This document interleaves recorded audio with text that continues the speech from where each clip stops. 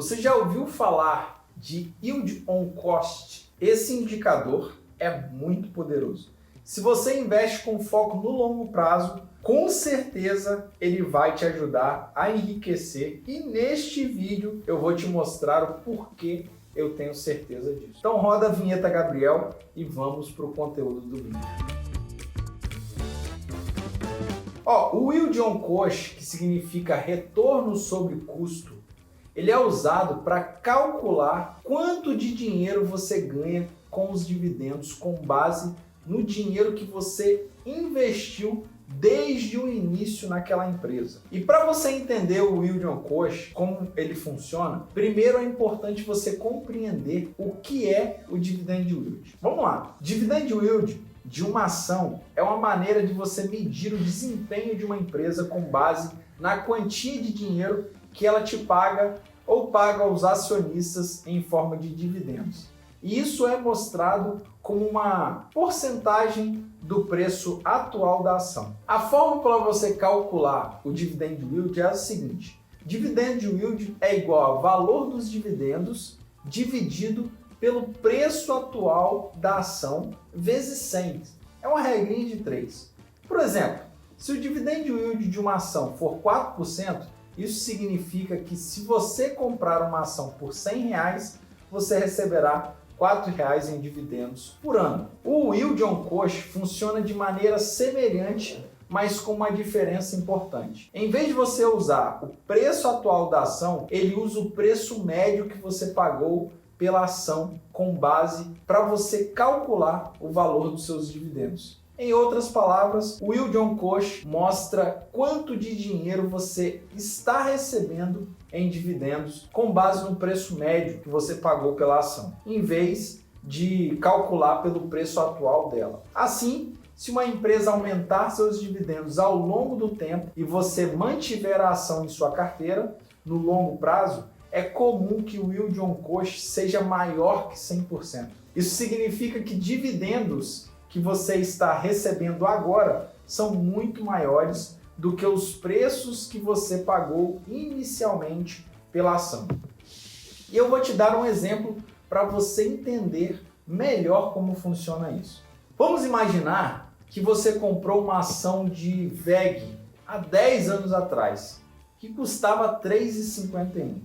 Atualmente, a empresa está sendo negociada pelo preço de R$ 35,07 no momento que eu estou gravando esse vídeo. E pegando a média dos últimos 5 anos, está pagando um dividend anual de 60 centavos por ação. Então o dividend yield dela é de 60 centavos dividido por 35,07 vezes 100.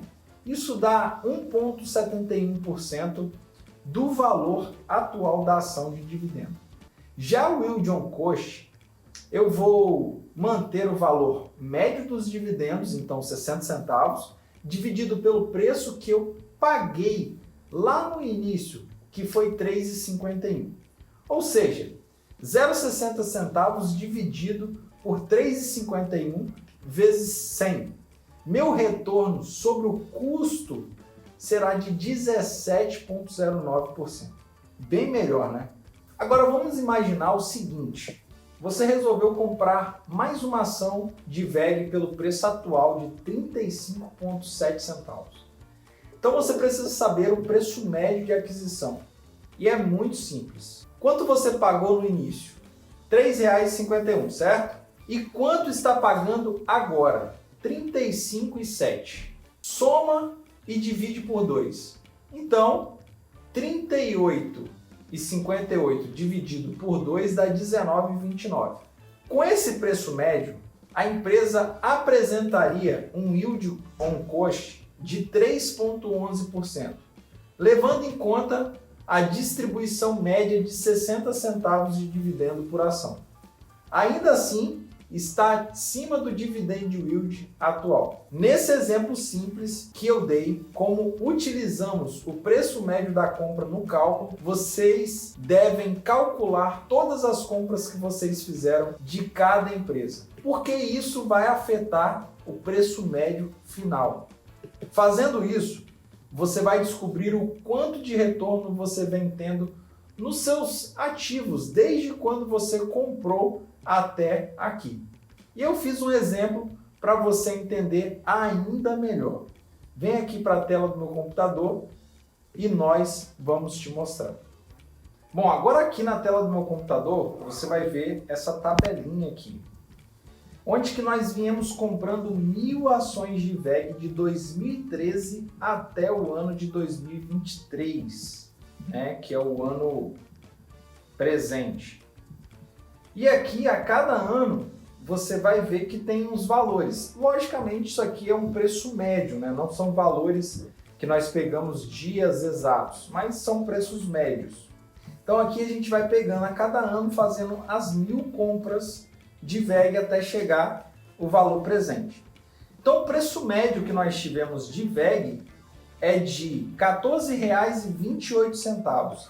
Se a gente for colocar nos dias de hoje o dividend yield de VEG a 60 centavos, nós teríamos um yield cost de 4,20%. Já ia falar R$4, quem dera.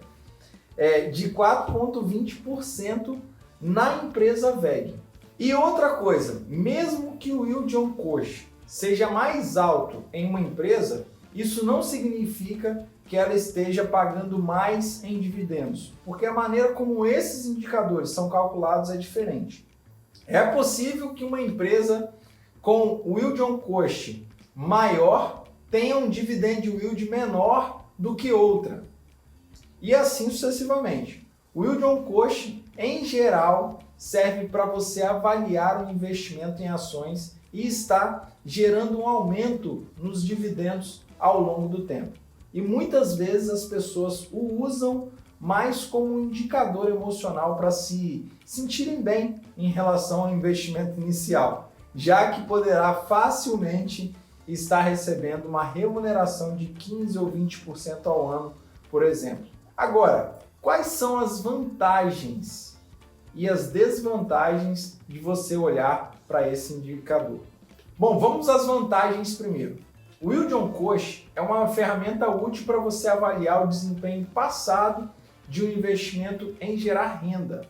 Em outras palavras, ele ajuda a determinar o retorno em relação ao investimento inicial.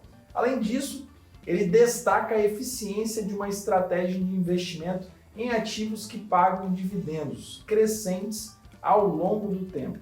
Isso é vantajoso porque investir em ativos com dividendos crescentes pode resultar em retornos significativos maiores ao longo desse prazo, né? E Juan, quais são as desvantagens? Vamos lá. Apesar de seu valor na análise retrospectiva, esse indicador tem as suas limitações. Ele não oferece insights sobre o potencial de crescimento futuro ou os fundamentos ocultos do ativo. Apenas indica se os dividendos aumentam ou diminuem desde a compra do seu ativo.